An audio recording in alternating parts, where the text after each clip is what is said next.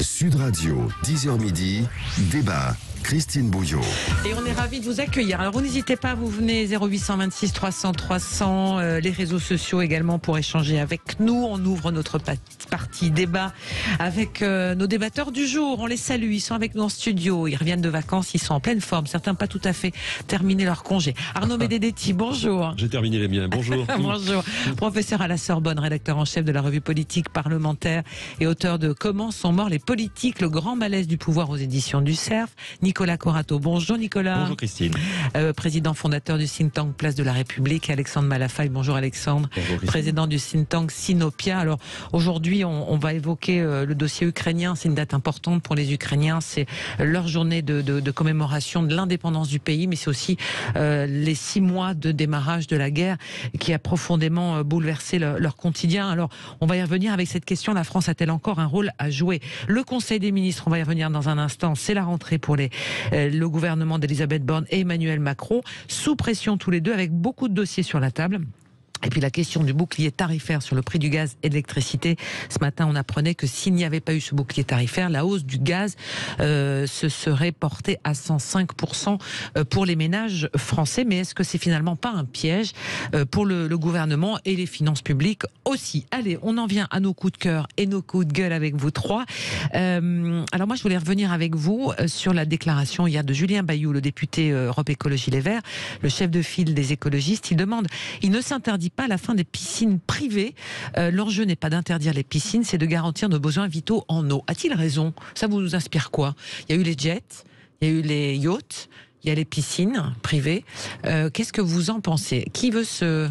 Moi, qui veut se lancer dans le bain? Je voudrais savoir jusqu'où il va dans la piscine privée. Est-ce que c'est celle en dur ou celle avec les boudins en plastique? Ce que je trouve extraordinaire dans la période que nous vivons, c'est qu'il ne se passe pas une journée sans qu'il y ait la poursuite d'un formidable concours Lépine, du grand n'importe quoi sur à peu près tous les sujets. Alors, on peut en parler, bien sûr, de cette question des piscines. Mais ce que j'aimerais aussi penser à un moment donné, c'est quelle est l'image que la France renvoie dans ce contexte?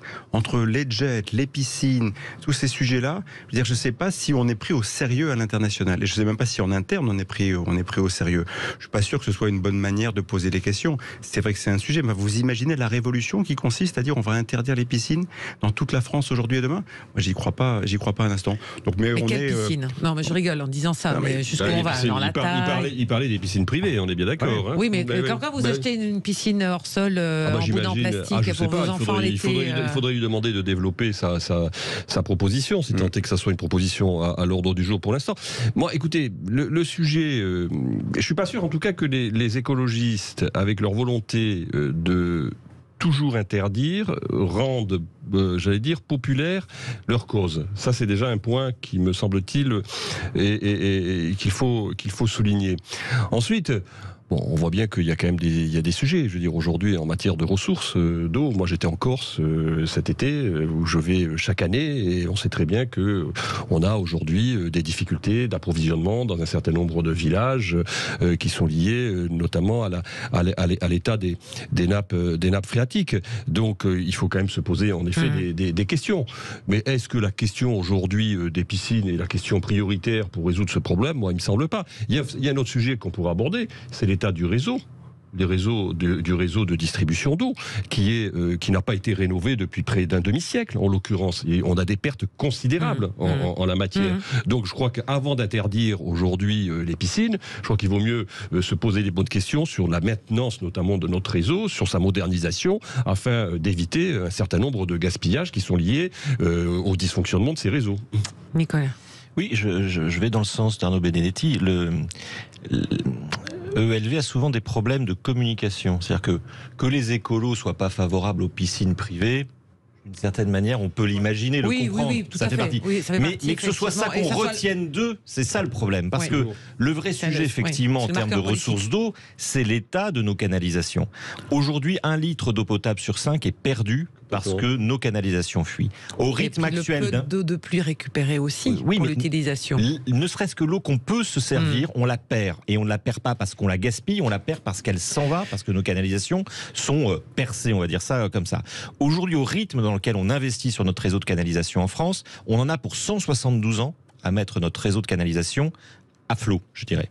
Donc, Voilà un sujet sur lequel les écologistes devraient prioriser, y compris leurs interventions publiques, plutôt que de venir sur la mesure très symbolique et qui est toujours passée comme disciplinaire et comme sanctionnée, qui est celle d'interdire je ne sais quelle mesure qui finalement fait du bien aux particuliers qui ont la chance de pouvoir se payer une piscine. Et ils sont de plus en plus nombreux, les piscines se sont largement démocratisées. C'est encore un bien qui est extrêmement cher et qui est réservé, je dirais, à une classe moyenne supérieure, mais il faut savoir qu'effectivement, depuis 30 ans, le marché de la piscine en France a connu un vrai boom, un vrai essor, avec de nouvelles technologies qui ont permis à plein de gens d'y accéder.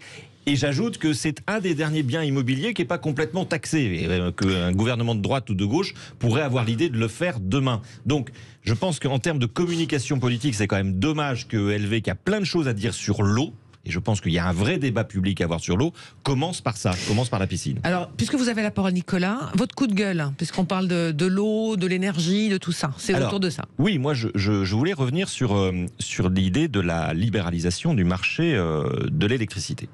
On a appris dans Le Parisien hier qu'Iberdrola, qui est un acteur privé espagnol, qui vend de l'électricité en France, en fait plus simplement qui revend l'électricité qu'elle achète auprès d'EDF, venait d'écrire à plusieurs dizaines de 500 000, plusieurs dizaines de milliers de ses clients français, pour leur demander de trouver un nouvel opérateur, EDF en l'occurrence, avant la fin octobre, parce qu'elle ne pourrait plus, en fonction des prix du marché, fournir la prestation, c'est-à-dire très simplement la production d'électricité, enfin l'acheminement d'électricité auprès de ses clients particuliers. Et je trouve que il y a un impensé dans le débat public que nous avons aujourd'hui autour de l'énergie. On va en reparler avec l'Ukraine, avec tout ce qui va se passer, avec les dernières déclarations du président de la République. C'est à quoi sert la libéralisation du marché de l'électricité ? Les propres acteurs privés qui sont sur ce marché sont en train d'en sortir. Iberdrola, je crois que Leclerc est sorti, Cdiscount Électricité également. C'est-à-dire que finalement, et on est en train de dire à ses clients, à ses consommateurs qui sont allés dans le privé, revenez vers EDF, parce que sinon vous n'aurez plus d'électricité, ou alors vous allez vous opposer à des augmentations de plusieurs dizaines de pourcents de votre électricité. Il y a un vrai sujet. Je pense que la libéralisation du marché de l'électricité n'a plus cours dans l'état dans lequel nous sommes et où l'énergie, effectivement, demande peut-être qu'on reprenne une stratégie nationale, voire européenne. Mais l'idée de dire à EDF, vendez 5 fois moins cher votre tarif d'électricité à Iberdrola, qui ne va même pas être capable d'assurer finalement l'équilibre économique qui lui permettra de fournir ses clients, on marche sur la tête. On marche complètement sur la tête.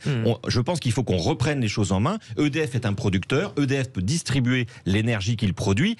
Et l'État contrôler le prix de cette énergie. Je pense qu'aujourd'hui, on est tous d'accord pour dire qu'il y a un vrai enjeu sur l'énergie et que ce bien est un bien commun qui ne peut plus être laissé uniquement à la concurrence libre et non faussée du marché. Voilà, le dossier de l'énergie est un dossier central en ce début de rentrée de septembre. On va y revenir. Ce qu'il faut signaler, c'est que ce sont quand même des politiques européennes. Mais bien sûr. Ce sont des directives européennes qui ont ouvert le marché, qui ont ouvert la concurrence et libéralisé le marché. Absolument. Mais Arnaud, c'est peut-être ça la fin de l'insouciance aussi. Allez, on va y revenir justement sur la petite phrase d'Emmanuel Macron il y a quelques minutes depuis l'Elysée en ouverture du Conseil des ministres. On va l'entendre avec nos débatteurs Alexandre Malafaye, Nicolas Corato, Arnaud Benedetti et vous au 0826 300 300. On fait l'info de 11h, on se retrouve juste après. À tout de suite. Russe, un dinosaure de 5 mètres de haut qui pesait 7 tonnes. Voilà pour l'essentiel de l'info. Passez une excellente fin de matinée. Sud Radio, 10h midi, débat. Christine Boudiot. Allez, on va s'éclairer non pas à la bougie, mais avec nos débatteurs. Arnaud Benedetti, professeur à la Sorbonne, rédacteur en chef de la revue politique et parlementaire, auteur de Comment sont morts les politiques, le grand malaise du pouvoir aux éditions du CERF. Nicolas Corato, président fondateur du think tank Place de la République. Alexandre Malafaye, président du think tank Sinopia. On en était à nos coups de cœur et nos coups de gueule. Alors justement, Arnaud Benedetti, vous aviez un coup de cœur. J'ai 2 coups de cœur. Ah, mais très bien. J'en ai 2, ouais. J'en ai un qui est intéressé et l'autre beaucoup. Alors je vais commencer par celui qui n'est pas intéressé. C'est un ouvrage, l'été c'est bien parce qu'on peut lire les livres qu'on n'a pas eu le temps de lire. Voilà, on les empile. Et donc j'ai lu un ouvrage d'un philosophe et sociologue, Pierre Musso, qui s'intitule L'État entreprise et qui analyse le phénomène Berlusconi, Trump et Macron. Alors c'est vrai qu'à première vue, on peut considérer que finalement d'un côté Berlusconi et Trump et de l'autre Macron, il n'y a pas grand-chose à voir.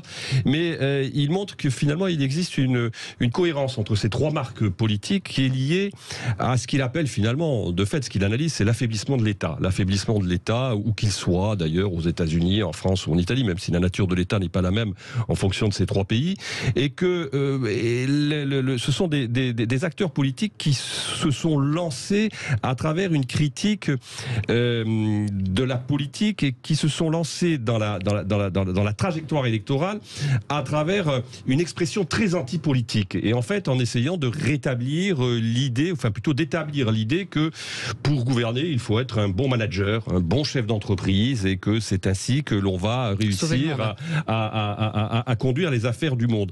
Et donc, ce qui est très intéressant, c'est qu'il montre, et le cas italien est de ce point de vue très intéressant, parce que les Italiens ont souvent un temps d'avance sur nous, sur le plan politique. C'est pour ça qu'il va falloir regarder de très près ce qui se passe aux élections législatives dans quelques semaines en Italie. C'est que Berlusconi est le premier, finalement, à avoir inauguré ce modèle, c'est-à-dire ce modèle du chef d'État, chef d'entreprise.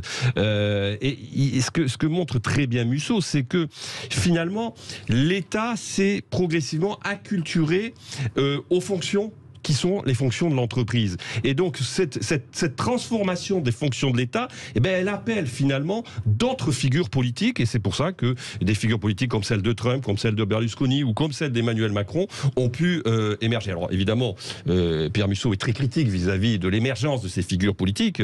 Il considère qu'il ne faut pas mélanger, évidemment, ce qui relève de la conduite des affaires de l'État et de ce qui relève du monde de l'entreprise. Mais en tout cas, c'est une évolution extrêmement intéressante, et son livre, de ce point de vue-là, est un livre qui est en plus plein de références philosophiques et historiques, qui, à mon sens, est très intéressant à lire pour comprendre ce que l'on est en train de traverser. Le deuxième... Alors, juste je redonne, parce que peut-être nos auditeurs... L'État-entreprise, Pierre Musso, chez Fayard. C'est un livre qui a été publié en 2020, donc il y a 2 ans. Alors, Berlusconi, Trump, Macron, le temps et de l'État d'entreprise. Le deuxième coup de cœur qui est plus intéressé, c'est le dernier numéro de la revue politique et parlementaire, qui est consacré aux intellectuels, la métamorphose des clercs, et où on s'interroge avec un certain nombre de grandes signatures à la transformation de la figure intellectuelle, qui a joué un rôle très important dans le débat public français. Est-ce que finalement l'intellectuel continue à avoir l'influence qui était la sienne, notamment avant-guerre ou même après-guerre, avec l'émergence d'autres figures comme celle des experts, entre autres, qui sont très souvent présents sur les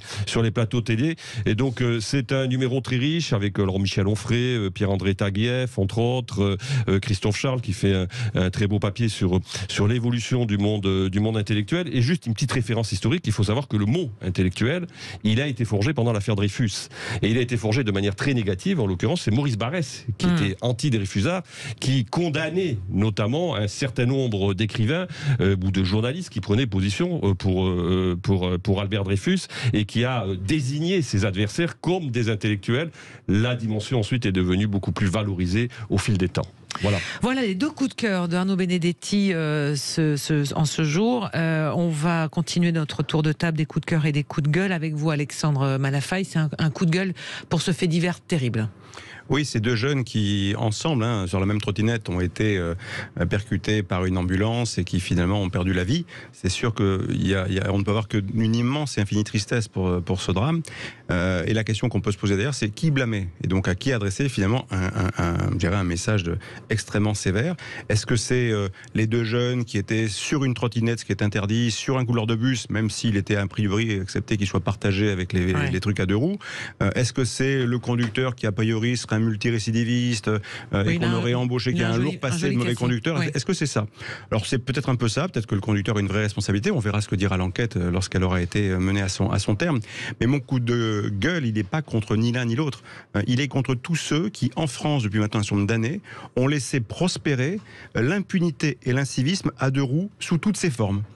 Et qui aboutit en effet à ce type de drame où à un moment donné, moi j'ai encore vu hier soir, je revenais d'un dîner dans Paris, j'avais ma petite Zoé électrique et j'ai vu 2 jeunes complètement insouciantes à 25 km/h sur leur trottinette à 2 comme ça, en faisant des zigzags. Voilà, on s'est arrêté à leur hauteur, dit vous savez que c'est très dangereux, 2 il y a eu un fait divers. Elles nous ont regardé en disant allez vous faire voir. Ok, non mais tout est comme ça. Moi je passe mon temps dans Paris à voir entre 10 et 20 infractions par kilomètre avec les 2 roues et on s'étonne après qu'il y ait des accidents et des accidents mortels. On a laissé laisser ça s'installer. Et si je puis dire, quand on prolonge cette impunité et cet incivisme, on arrive à quoi dans la forme la plus aboutie? On arrive au rodéo urbain. Voilà. C'est la forme la plus aboutie de l'incivisme à deux roues. Bien, je pense que quand on aura à un moment donné décidé de rétablir un peu d'ordre et de rappel à des règles fondamentales, parce que pour la petite histoire, il n'y a aucun pays européen dans lequel j'ai eu la chance d'aller ces derniers mois où c'est ce bordel organisé. Ni en Italie, ni en Espagne, ni en Angleterre, vous n'avez ce type de dérapage. Les trottinettes électriques, ce sont des trottinettes, là, on le voit dans Paris, par exemple, ce sont des trottinettes en libre service. Bien sûr. Et il n'y a pas d'obligation, par exemple, de port du casque. Non, mais il n'y a rien. Il y a des règles, mais il n'y a aucun contrôle. Moi, je vous dis, la chance que j'ai, c'est d'avoir une petite voiture et de me déplacer dans Paris, et ça me permet d'avoir une vraie vision de ce qui se passe en surface, si je puis dire. Mais je constate la totale impunité de tout le monde. Aujourd'hui, vous avez, alors c'est tellement délirant cette histoire des deux roues, qui souvent en ont maintenant 3. Vous avez ces fameux vélos cargo qui passent leur temps à sillonner les rues de Paris. Alors on nous présente ça comme une grande avancée. C'est sûr que ça rappelle effectivement le transport par cargaison en Inde. Donc c'est un grand progrès. Quand on allait en Inde ou dans les pays asiatiques, on voyait les gens à 2 roues, 3 roues transporter des machins. On disait ça c'est quand même des pauvres pays. Maintenant c'est chez nous. Mais ce que je veux dire, c'est que dans Paris aujourd'hui, les trucs à 3 roues qui livrent avec bien sûr il y a un moteur électrique qui vient compenser effectivement l'effort du pauvre gars qui pédale par dessus. Mais ils ont le droit de rentrer dans n'importe quelle rue en sens unique. On a des confrontations. Moi j'ai eu ça régulièrement. Et tout d'un coup il y a un 3 roues qui arrive dans une rue à sens unique où il n'y a pas de place pour lui qui est aussi gros qu'une Smart que nous, quoi.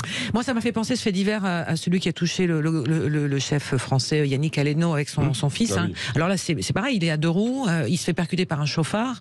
Là, c'est aussi quelqu'un qui, visiblement, sur le plan du permis de conduire, il y a peut-être un petit problème de recrutement aussi de la part de la société d'ambulance en termes de permis de conduire.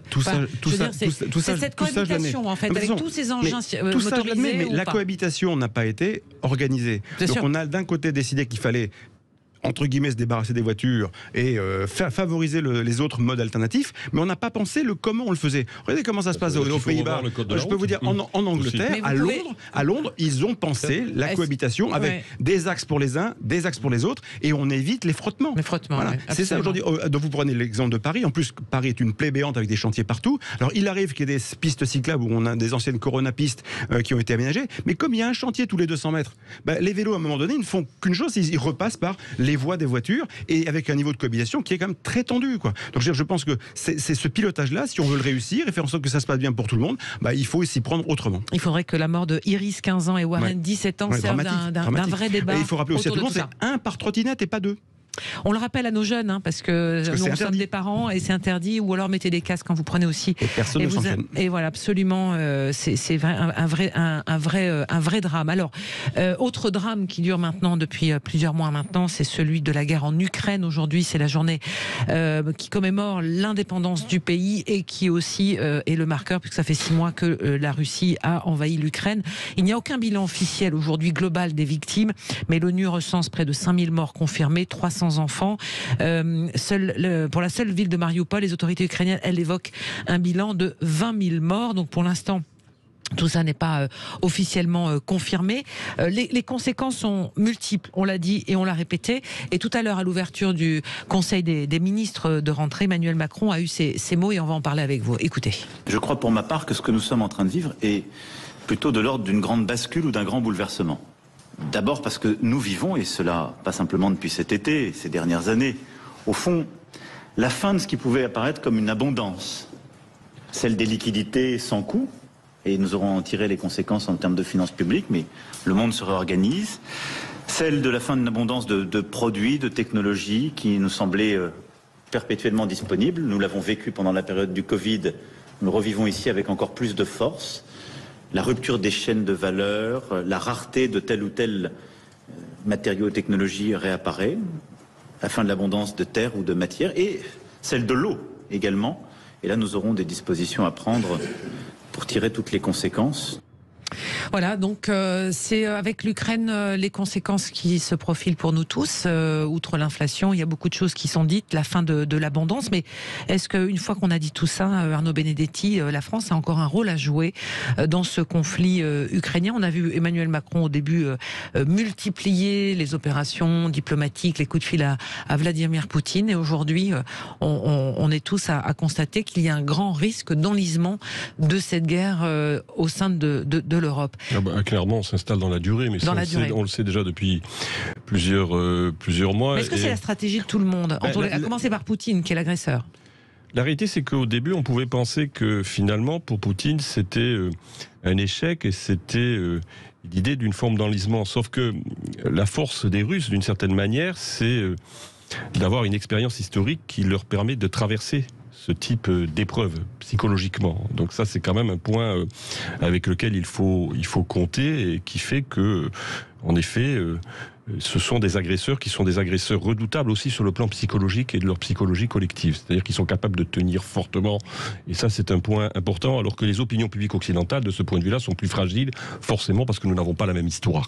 Ça, c'est une réalité. Ensuite, il y a le rôle de la France, mais il y a le rôle de l'Europe. Moi, je pense qu'en effet, Emmanuel Macron, finalement, a eu raison de tenir un fil de dialogue avec Vladimir Poutine, parce que il n'y a quand même pas d'autre issue à un moment donné lorsque l'on est dans une guerre de ce type que d'essayer de négocier. Le problème, c'est que ça ne fonctionne pas jusqu'à maintenant, et que l'Europe également, au-delà de la France, se trouve dans une situation où finalement elle a très peu de marge de manœuvre, autre que celle que veulent bien lui concéder les Américains. Et que finalement cette crise, elle nous apprend deux choses. Premièrement, c'est que le monde occidental n'est plus forcément dominant, et que quand on regarde le positionnement des autres pays, des autres grands ensembles régionaux, on voit qu'un certain nombre de grands ensembles régionaux n'ont pas la position de l'Europe et des Occidentaux sur la question de cette guerre entre... Ça justifie en rien, mon propos ne justifie en rien, que les choses soient claires, l'agression des Russes. Mais c'est une réalité. En l'occurrence, il suffit d'aller en Amérique latine, il suffit d'aller en Afrique, il suffit de voir la position de la Chine, il suffit de voir la position de l'Inde, pour voir que le monde n'est pas au diapason du monde occidental. Alors vous allez me dire, c'était vrai aussi pendant la guerre froide.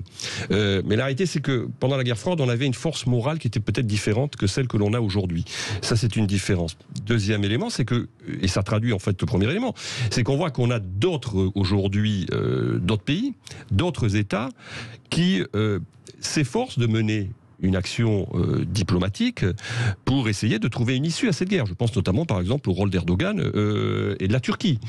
Et que finalement on est dans une ère aujourd'hui de multilatéralisme non organisé, où il y a une espèce de concurrence entre les grands ensembles géographiques, entre les grands ensembles régionaux, et où finalement l'Occident, dont la France, se trouve d'une certaine manière pas isolé, mais n'est plus seul maître du jeu, en l'occurrence. Et donc ça, c'est une réalité. Alors, est-ce que aujourd'hui Emmanuel Macron est en train de changer de comportement et d'attitude par ses propos, c'est-à-dire qu'il semble, disons, élever le ton dans un sens d'une plus grande fermeté vis-à-vis des Russes, c'est probable, en tout cas par les dernières déclarations qui sont les siennes.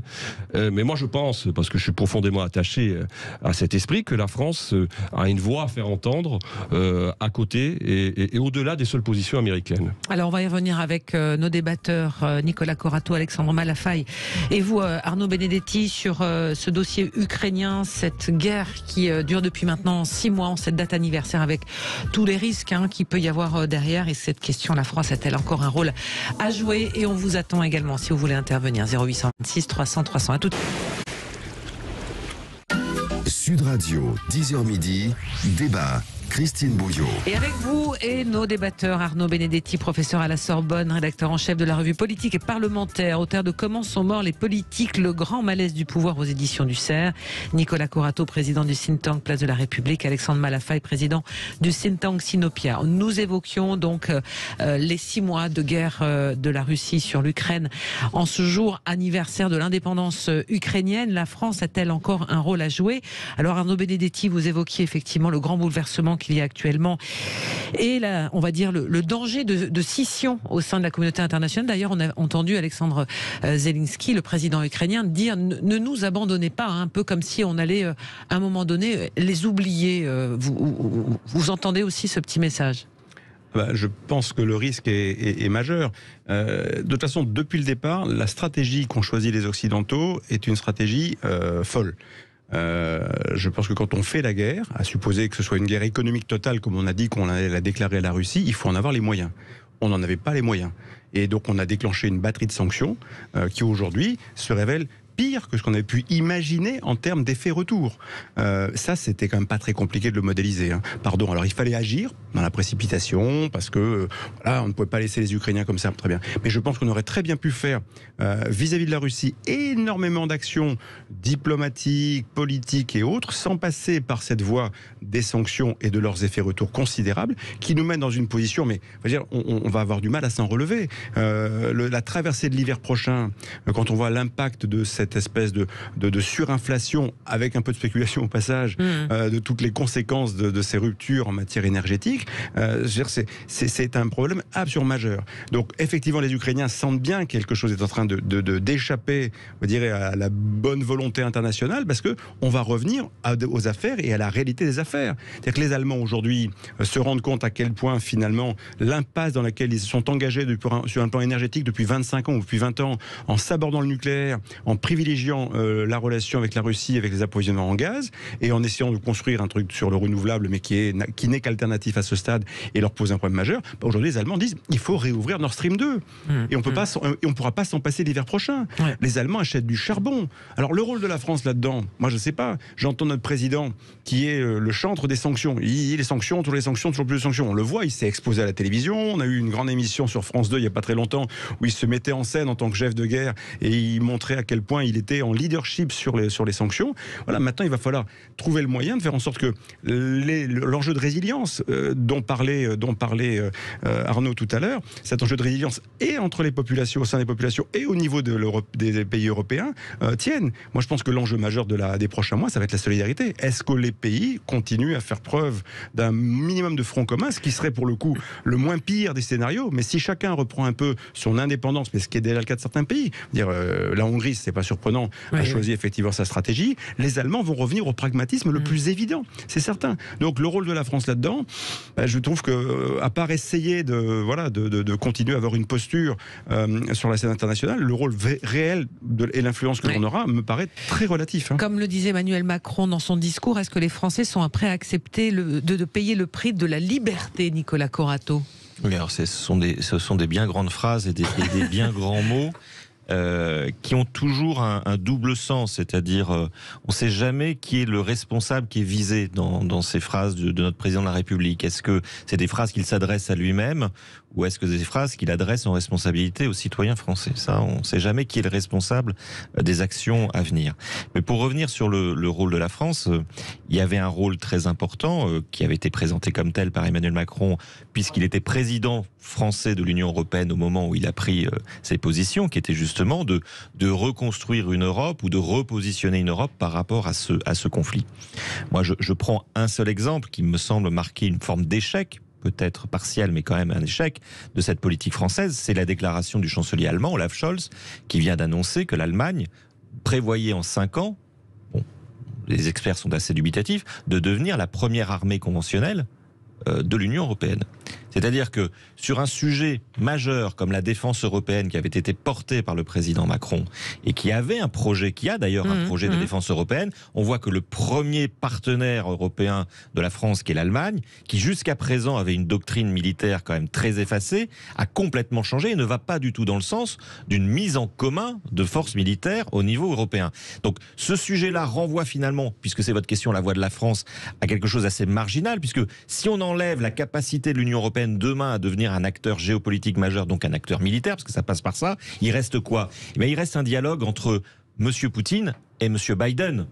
Et l'Europe, au milieu de tout ça, ne sera qu'observateur. Parce qu'au final, et c'est bien la crainte de M. Zelensky, ce qui risque de se passer avec l'Ukraine, c'est qu'un jour, il y a un compromis entre M. Biden et M. Poutine qui se fasse dans le dos des Ukrainiens, qu'on reconnaisse l'autonomie ou l'indépendance d'un certain nombre de territoires sur lesquels aujourd'hui l'armée russe est présente. Et ça arrangera effectivement tout le monde, parce que je suis d'accord avec Arnaud et Alexandre, le temps joue pour M. Poutine. C'est-à-dire, plus le temps passe et plus les économies occidentales vont commencer à s'enferrer dans l'inflation, peut-être dans la crise, peut-être dans la récession, et plus les opinions publiques vont faire pression sur leurs gouvernants pour passer à autre chose. L'hiver sera déterminant, Arnaud. Oui, mais le problème, c'est que si vous voulez, en effet, je suis d'accord avec ce qui vient d'être dit, c'est-à-dire qu'on est empêché. C'est-à-dire que on ne fait pas vraiment la guerre. On fait la guerre sans faire la guerre. Si vous voulez, déjà, pour faire la guerre, il faut engager des hommes. Donc on ne le fait pas et on ne le fera pas, clairement. Personne ne va mourir pour Kiev en Europe. Il faut être clair là-dessus. Donc ça, c'est un premier point. Deuxième point qui est extrêmement important. En effet, ce sont les conséquences aujourd'hui économiques et sociales sur les pays qui ont adopté la batterie de sanctions qu'ils opposent aux Russes. Et on sait très bien que, on le voit depuis maintenant plusieurs semaines, les opinions publiques ne soutiendront finalement leur gouvernement que si on s'inscrit dans un temps court.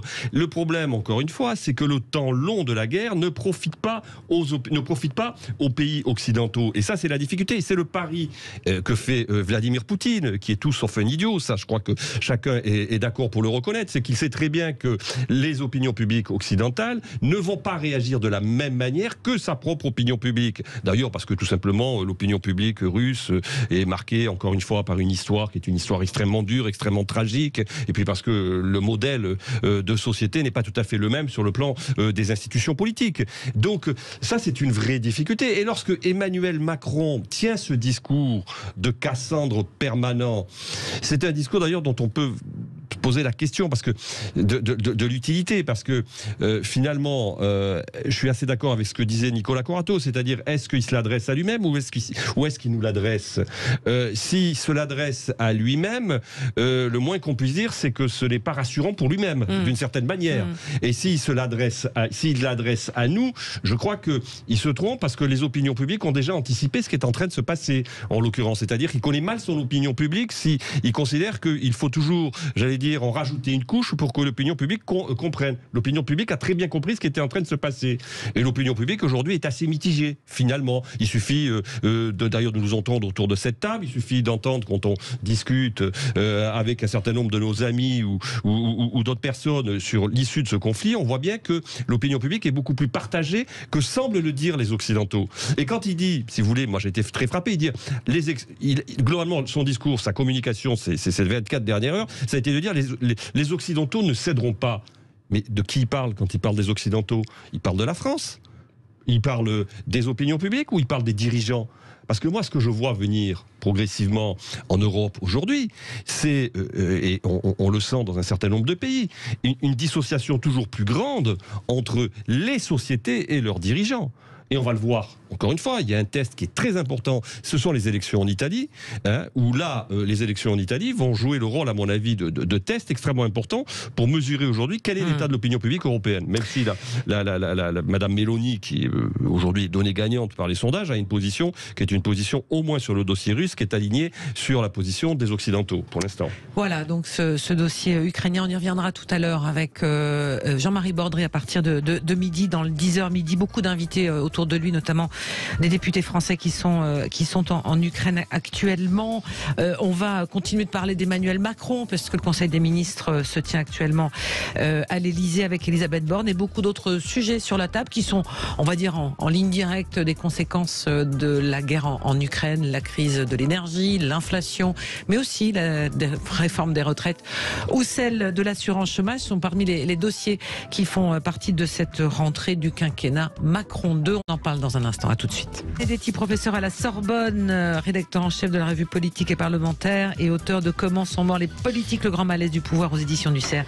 Alexandre Malafa est président du think tank Sinopia. Nicolas Corato, président fondateur du think tank Place de la République. Donc le Conseil des ministres, Emmanuel Macron en ouverture tout à l'heure, et devant les chaînes de télévision, vous avez entendu le petit sonore qui annonçait donc la fin de l'abondance, de l'insouciance avec tous les sujets aujourd'hui. Alors il y a plusieurs dossiers sur la table pour le gouvernement d'Elisabeth Borne, avec déjà la semaine prochaine, elle sera devant les chefs d'entreprise à l'université d'été du MEDEF.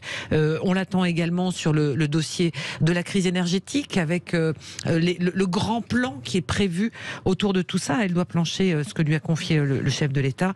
Mais il y a aussi des sujets plus, on va dire, plus sociaux, avec la réforme des retraites qui avait été remisée et la réforme de l'assurance chômage. Un duo d'exécutifs sous pression, messieurs, Elisabeth Borne et Emmanuel Macron. Est-ce qu'ils peuvent tout faire en même temps avec une majorité, Nicolas, plus ou moins bruyante à l'Assemblée?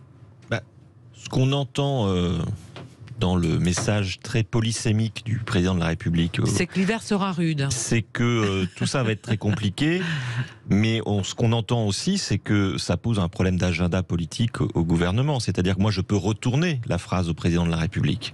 Je peux lui dire, est-ce que c'est bien le moment, si c'est la fin de l'insouciance et la fin de l'abondance, et donc, si j'entends des mots de récession, d'accroissement des inégalités, de pauvreté, est-ce que c'est bien le moment de faire la réforme des retraites telle qu'il l'avait imaginée dans les années 90 ? C'est un il au pluriel.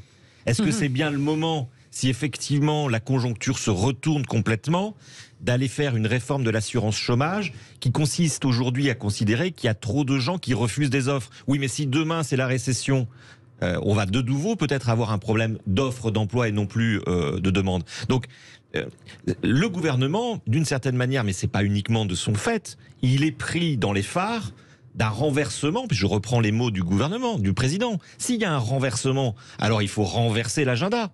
Alors il faut remettre en cause l'agenda qu'on avait prévu il y a 6 mois, il y a 10 mois, il y a 15 ans. L'agenda des réformes imposées par Bruxelles, parce que c'est ça dont on parle, est-ce qu'il est toujours d'actualité au jour où on se parle aujourd'hui ? Est-ce que le président sait dans quel état sera le monde et l'économie mondiale dans 6 mois ? Est-ce qu'il peut avoir l'honnêteté de nous dire qu'il ne le sait pas et qu'à ce moment-là, d'une certaine manière, il met en pause un certain nombre de réformes structurelles, le temps de voir venir et le temps aussi de voir son opinion publique s'acclimater avec des changements profonds, ne serait-ce que de coût de la vie. C'est ça la question qu'on devrait attendre, dont on devrait avoir attendu une réponse, voire même la question que le président devrait se poser publiquement face à nous. Moi, je n'aurais pas de difficulté avec un président qui me dirait « nous sommes dans l'inconnu, nous plongeons dans l'inconnu, et si on plonge dans l'inconnu, on en tire les conséquences. On prend un certain nombre de décisions de remise à niveau ou de remise à plus tard d'un certain nombre de réformes. Faire la réforme des retraites aujourd'hui, moi, ça n'a aucun sens. Quel va être notre débat public ? On va faire un accroissement de la pauvreté, un accroissement de l'inflation, une baisse du pouvoir d'achat, et on va nous parler de niveau des pensions de retraite. Alexandre Malafaille, l'agenda ne correspond plus à la réalité. Il faut tout revoir, effectivement, mettre une autre priorité que l'agenda de la retraite, de l'assurance chômage, que réclament par exemple certains corps intermédiaires. Hein. Oui, mais chacun peut réclamer ce qu'il veut. Mais à un moment donné, quand on est dans une économie de guerre, reprendre et prolonger ce que disait Nicolas, il faut appliquer une politique de guerre. Donc il faut avoir une politique de guerre. Revenons 2 ans en arrière. On s'est retrouvé face à un truc inconnu qui était cette crise du coronavirus, qui nous a effectivement pas mal secoué. Pendant quasiment 2 ans, la politique française s'est concentrée là-dessus. Voilà. Et ça a été un focus majeur en disant voilà, il y a un sujet majeur qui touche tout le monde. Et ben, on se concentre là-dessus. On avait un Premier ministre qui est quasiment dédié, Jean Castex, à s'occuper que de ça. Et ils ont fait le job. Alors après, on peut refaire le débat 100 fois sur bien, pas bien. Mais ils ont fait le job, quoi. Et ils se sont consacrés avec des stratégies, ils ont mis des moyens. Et la priorité des priorités, c'était de traverser l'épreuve, à la fois pour protéger les populations et en même temps pour faire en sorte que le modèle économique soit le plus à même de repartir au moment où ça pourrait repartir. Voilà, ça a donné des résultats. Je veux dire, quand on regarde rétrospectivement parlant, et tout n'a pas été raté pendant cette période-là. Loin s'en faut. Et pourtant, j'ai fait partie de ceux qui ont porté un regard critique sur certaines dispositions, mais au bout du compte, malgré tout, je pense qu'ils ont essayé de faire le job en étant en tout cas monotache, quoi. Voilà. En effet, aujourd'hui, on devrait être monotache. Sur une mais d'abord, il faudrait que ce soit lisible. Il faudrait que ce soit lisible. Donc ça veut dire que, après, c'est une question de choix. Ils ont voulu faire la guerre à la Russie, si je puis dire, au plan économique. Alors si c'est ça le maître mot en disant on doit aller au bout et il faut que cette guerre économique qu'on a livrée à la Russie, on la prépare et on l'assume et on organise tous nos moyens en fonction de ça. On fait que ça. On fait que ça. Alors après qu'on puisse corréler ça en disant si on rentre dans une période de pénurie, de difficulté au niveau énergétique, profitons-en pour justement essayer de se préparer à dépenser moins, à consommer mieux, parce que de toute façon on n'a pas le choix. On voit bien que le réchauffement climatique, les différentes tensions qu'on a sur les choses, les ressources naturelles, y compris l'eau, nous amènent à devoir repenser notre modèle, mais donnons de la lisibilité à la politique générale. C'est-à-dire, on peut pas faire et je m'occupe du climat, et je m'occupe du pouvoir d'achat, et je m'occupe des retraites. J'entendais Olivier Dussopt ce matin parler sur France Info. Là, il veut en effet que l'indemnisation de l'assurance chômage tienne compte de la conjoncture. Alors, vous imaginez quand ils vont balancer ça à l'Assemblée nationale?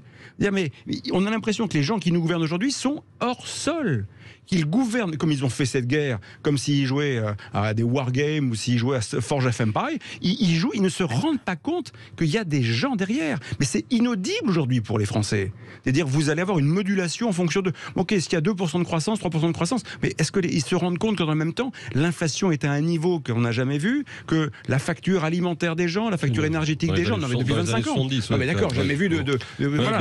Alexandre, il y a des gens qui réclament, il y a des auditeurs, on les a eus, qui disent il faut remettre aussi des gens au travail, donc il faut trouver des moyens, et peut-être que ça en est un, parce que ça fait partie de leurs priorités. Là encore, je crois fondamentalement que c'est de faire insulte aux Français que de penser vraiment qu'il y a un abus systémique. Voilà, il y a des gens qui vont frauder, mais il y a des gens qui fraudent partout. Il y a des fonctionnaires planqués, il y a des politiques qui profitent du système. Il y aura toujours des gens, il y aura toujours des gens qui contourneront les règles, qui vont s'en accommoder, qui vont en tirer un bénéfice personnel et égoïste, évidemment. Bien sûr. Mais c'est pas, je pense que tout d'un coup qu'on fasse une fixation par rapport à la situation à l'instant T. Mais puis arrêtez de faire une fixation sur le fait que l'assurance chômage c'est du bonheur absolu quand on y est, quoi. Je crois qu'il faut arrêter, il faut casser ce mythe-là. Hein. Nicolas, je voudrais rapidement ajouter une chose pour aller dans le sens et dans la suite d'Alexandre.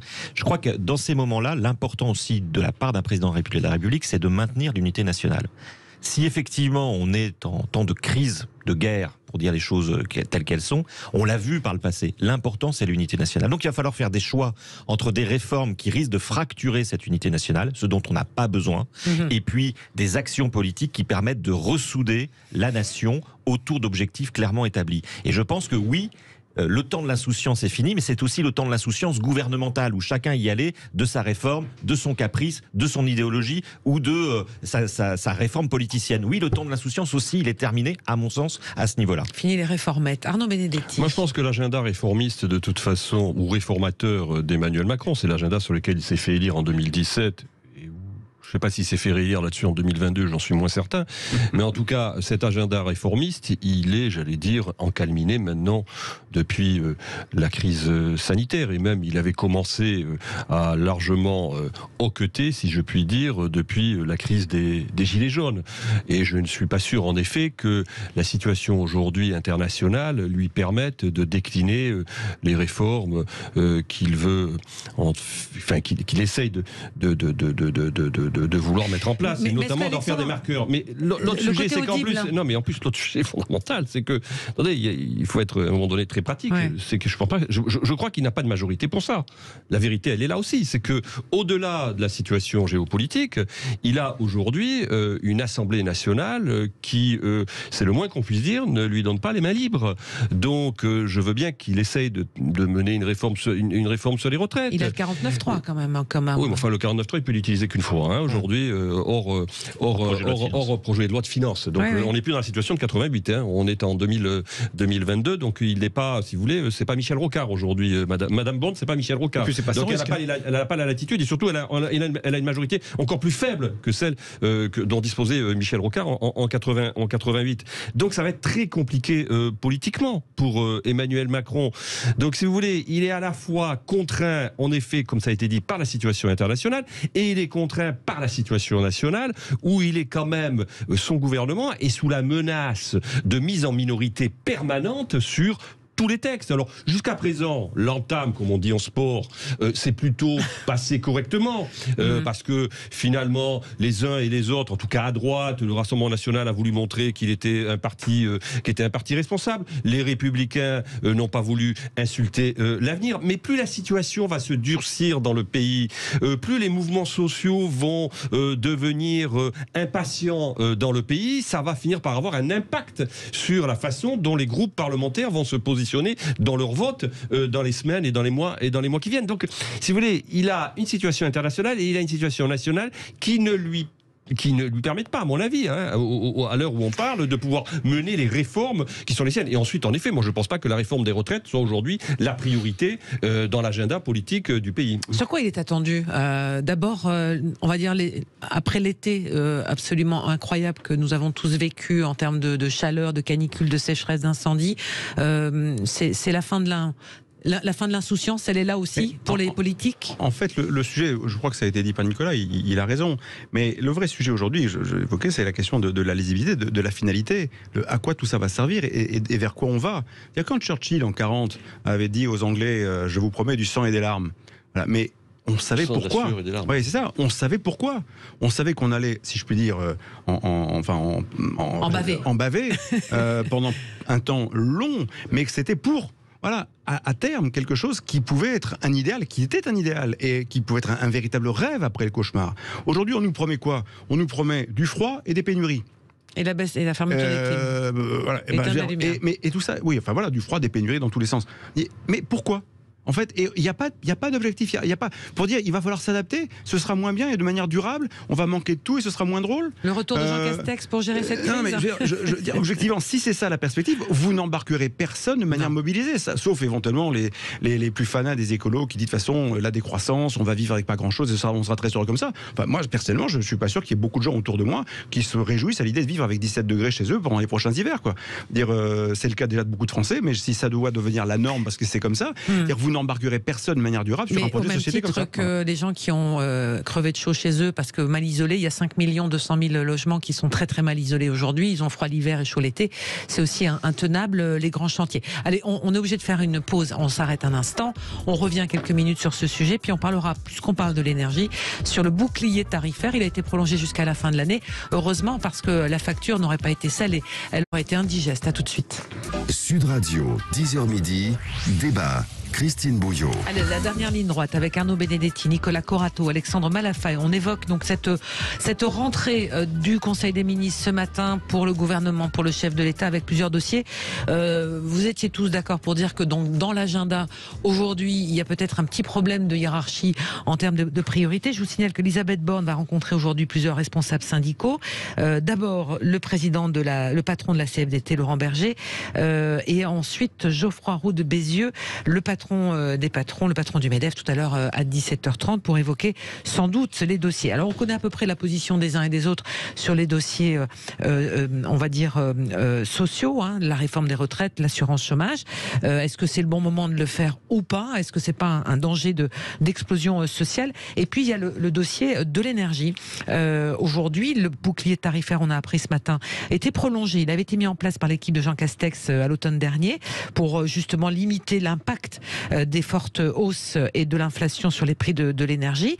Et cette augmentation alors du gel, ce gel du prix du gaz et la limitation du prix de l'électricité est une réalité qui va perdurer jusqu'à la fin de cette année 2022. Donc c'est ce qu'on a appris. S'il n'y avait pas eu ce bouclier tarifaire, ce matin, le régulateur de l'énergie a fait savoir que le niveau moyen des tarifs réglementés du gaz au 1er septembre aurait été supérieur de 105% à celui de l'automne 2021 sans ce bouclier tarifaire. Est-ce qu'aujourd'hui, on est dans une situation où finalement, on ne pourra plus s'en passer? Arnaud Benedetti. En tout cas, est-ce qu'on est capable aujourd'hui de se dire, nous, parce que c'est pas le cas dans les autres pays européens, il suffit de se tourner un tout petit peu chez nos voisins, le bouclier tarifaire à la française est une quasi-exception.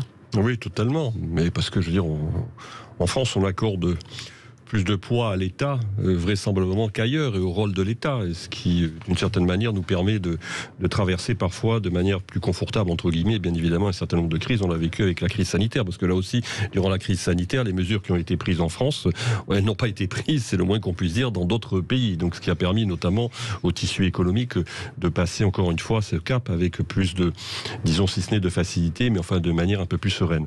Je ne sais pas, mais le problème, c'est que quand même, il y a un autre sujet dont on parle peut-être peu, mais c'est la question de la dette publique aussi. C'est-à-dire que, in fine, la logique qui consiste à absorber via l'État et via quand même la dépense publique un certain nombre de crises, est-ce qu'elle est soutenable encore très longtemps ? Très longtemps. Ça, c'est une question. Alors d'ailleurs, je note quand même que dans les propos ce matin du président de la République en liminaire du Conseil des ministres, il parle de la question des finances publiques. Donc, à mon sens, si vous voulez, je pense que quand même on s'engage progressivement vers une sortie en douceur des boucliers tarifaires, y compris sur l'énergie. Il faut quand même à un moment donné. Le problème, c'est que si vous voulez, le gouvernement ne dit pas les choses telles qu'il devrait les dire. Je pense que les opinions publiques sont à un moment donné peut-être capables de mieux comprendre si on leur dit les choses. Mais là, il y a un discours de faux semblants. C'est pareil sur la situation économique. Ils disent la vérité sans dire la vérité. Par exemple, moi je suis désolé, mais j'ai entendu depuis des semaines et des semaines et des semaines et des mois, Monsieur le maire nous dire que la croissance était devant nous, que l'économie redémarrait. On est en train de rentrer progressivement dans une situation de récession. Donc, le problème, c'est quelle est la vérité du gouvernement ? Quelle est la vérité du gouvernement ? Et ce qui vaut, en effet, pour le bouclier tarifaire concernant l'énergie, vaut également pour d'autres sujets. Je précise que le prix du gaz a atteint cette semaine au marché de Rotterdam 295 €, donc le mégawattheure. Alors, c'est un bouclier tarifaire aujourd'hui qui coûte 16 milliards d'euros pour l'électricité et 4,7 milliards pour le gaz. Sur les comptes publics, ça, ce sont les chiffres de juillet dernier. Donc, on voit bien le poids que cela représente et le dilemme de Bercy pour ce bouclier tarifaire. Va-t-on pouvoir en sortir ? Va-t-on devoir en sortir, Alexandre ? Je trouve que là encore, les choses ne sont pas nommées d'une manière satisfaisante. On est toujours en train de leur faire plaisir aux gens, on dit on vous protège. Mais de quoi parlons-nous réellement ? En fait, on parle des recettes de l'État qui viennent de la collecte de taxes et d'impôts sur l'énergie. Or, c'est une part monumentale des recettes de l'État. Quand vous voyez ce que rapportent les taxes sur le carburant et la TVA et toute une série de taxes dérivées sur le gaz, l'électricité, etc., je peux vous garantir qu'on est sûrement pas loin du tiers, peut-être de 40% du budget de l'État. Donc c'est pas rien. Et donc le bouclier tarifaire, c'est ni plus ni moins qu'une diminution en fait du budget de l'État lié à ses ressources financières. Donc on a l'impression qu'on nous protège. Non, l'État fait un effort, réduit effectivement sa ponction qui est en France quand même qui est considérable sur les énergies. Ça fait très longtemps qu'on dit que sur le EDF, on aurait peut-être dû mettre la TVA à 5,5. Enfin, ça fait longtemps qu'on en parle de ces sujets-là. C'est pas une question. Sujet à mettre sur la table. Bah oui, c'est pas une question de modèle économique. EDF fait son boulot, mais la question, si on surtaxe en permanence, on a bien vu à quel point on a fabriqué la transition écologique en faisant payer aux Français une taxe sur la transition écologique et qui représente aujourd'hui aussi 20% de la facture. Donc tout ça, c'est là le sujet. Donc on devrait effectivement se poser la question du comment l'État peut s'adapter à de moindres ressources, parce que c'est ça le sujet. C'est pas de continuer à faire payer tout le monde plus cher, parce que si c'est ça, ça tiendra pas non plus très longtemps. Ou alors on va collectiviser la nation et on va travailler pour l'État et on sera en URSS dans 30 ans ou dans 20 ans. Mais je pense que c'est pas ce qu'on veut. Donc ça veut dire qu'il faut, pour ça, il va falloir aussi qu'on se pose la question de comment l'État fonctionne et combien il coûte. Parce qu'il va falloir que l'État aussi s'adapte à une situation où il a moins de recettes. Nicolas, est-ce qu'il faut une sortie progressive en ciblant les ménages ? Non, moi je ne le pense pas. Moi je suis pour que l'État protège et je trouve que la mesure qui avait été proposée par Jean Castex, elle est plutôt dans le bon sens du terme. Après, la question que vous posez, c'est qui paye tout ça ? Parce qu'effectivement, tout ça a un coût indirect, mais au final, il y a bien plus de 60 millions de citoyens et quelques millions en moins de personnes imposables qui sont en lien. Moi je pense que le débat sur la fiscalité, il doit être posé. Et le gouvernement ne pourra pas l'esquiver. Mais effectivement, il va falloir le poser en toute transparence. Qui paye ? Et qui est-ce qu'on fait payer ? Parce que moi, je ne suis pas tout à fait d'accord sur l'idée qu'il faut toujours faire payer tout le monde en même temps. Il y a eu des choix qui ont été faits par le passé dans le précédent quinquennat. La flat tax, l'ISF sont des impôts qui sont très favorables au capital. Est-ce que ces impôts aujourd'hui ont produit leurs effets 5 ans après? Est-ce que ça a produit des effets sur l'économie française? Faisons un bilan. Et puis aussi, est-ce qu'ils sont toujours adaptés à la situation économique actuelle, qui est une situation économique où, à la fois pour préserver le patrimoine naturel, les feux de forêt, nos côtes, l'eau potable, la santé, l'éducation et l'énergie chez les citoyens, on va devoir de plus en plus, faire appel à l'État. Oui, l'État est de retour. L'État est de retour, mais est-ce que c'est pas juste une dernière petite question? Vous serez le seul à répondre, Nicolas, parce que le temps presse. Est-ce que c'est pas non plus un dossier que l'on doit gérer au niveau européen, tout ça? Parce qu'on est tous interconnectés, là, on le voit encore une fois. Au niveau quoi ? Ça fait 30 ans qu'on nous dit que tous ces sujets doivent être gérés au niveau européen, et c'est pour ça que depuis 30 ans, ces sujets ne sont pas gérés. Je pense à un moment aussi que les États, je suis plutôt un pro-européen, mais je pense que face à cette indifférence politique de l'Union européenne par rapport à ces sujets majeurs, il est important que les États se reprennent en main également. Voilà donc pour les sujets d'aujourd'hui. Arnaud Benedetti, Nicolas Corato, Alexandre Malafaye, merci à tous les trois. Je me tourne vers celui qui est arrivé dans le studio et qui va prendre la place dans un instant. Bonjour Christine, Bonjour. Qui va prendre la place. On dirait que vous parlez du grand remplacement. Pas du tout. Non, pas du tout. Qui va suivre le studio d'à côté. Ça n'existe pas. On va parler de ce qui s'est s'est passé il y a 6 mois. Effectivement, il y a 6 mois, la Russie, Vladimir Poutine, déclenchait l'invasion de l'Ukraine, un pays européen, au nom d'une prétendue opération de dénazification. On y reviendra en longueur avec des témoins qui sont sur place du côté de Kiev, justement, qui célèbre ou s'apprête à célébrer l'indépendance du pays. Indépendance évidemment durement malmenée par l'invasion russe. Nous allons parler d'un autre phénomène aussi pour rendre hommage à quelqu'un que tous les Français ou presque ont entendu ou vu. Il s'appelait Jonathan Destin. C'était le visage de la lutte contre le harcèlement scolaire. À quelques jours de la rentrée, ce jeune homme qui avait tenté de mettre fin à ses jours en s'immolant par le feu est mort dans son sommeil. Et on viendra avec des parents d'élèves notamment et des associations qui essaieront de vous donner des conseils pour que vous fassiez attention à vos enfants et qu'ils ne commettent pas l'irréparable une fois qu'ils arriveront la semaine prochaine ou qu'ils retourneront à l'école, au collège ou au lycée. Et puis on parlera avec le politologue Thomas Guénolé du discours d'Emmanuel Macron qui nous parle de la fin de l'abondance. Est-ce que le président est devenu décroissant? Tiens, on va se poser la question. Une bonne question. Bon, c'est passionnant. Installez-vous, vous mettez la radio. Vous êtes avec Jean-Marie Bordry jusqu'à 13h30 et après on aura Jacques Pessis et son invité. Très beau menu. Moi je vous dis à demain. Très très belle journée. Dans un instant.